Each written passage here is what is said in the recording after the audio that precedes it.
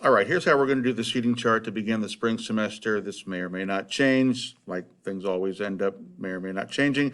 You're going to open up this Padlet, which is on Google Classroom, and notice it's pretty blank, but on the right side, I've got the front teacher desk and the back teacher desk. These are by the windows. Then the back was where I put the bookshelves. So you're going to think about where are you sitting in the room relative to the other desks around you. And what we're going to do is create little icon, little boxes that you're going to put in the spot where you're sitting. So this takes a little bit of spatial orientation.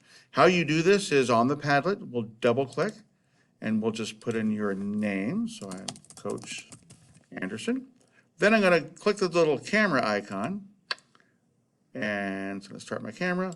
Click this right here, it's going to count down. Smell good? Not a very good smile, so I'll retake it. You can retake it 2 times or 3 times, but in the end, it doesn't really matter. This only goes to me. So this will be mine. I'm going to click publish. And then I'm going to do one other thing. I'm going to go and these 3 dots. And if I'm a boy, which I am, I'm going to do the blue. If you're a girl, do the pink. That way I can kind of differentiate. And then I'm going to slide this wherever I am seated. So let's say I'm in the very front by the door. Then I'll put that right there. So then another student will come in and they'll do let's say this is George. And then George is going to do his, and he's going to take his picture. Let's see here. There's George, looks very good. And he's going to publish that. George is a boy. Now George actually is sitting not here, but down here. So you might have to actually scroll around a little bit. So he is 2 behind me. There's going to be somebody between us. And let's say we've got Sarah that's sitting right here. Well, Sarah's going to do hers. So Sarah's going to do hers. She's going to click the little camera. She's going to take her picture. She's going to look real pretty. Looks very nice. And she's going to publish.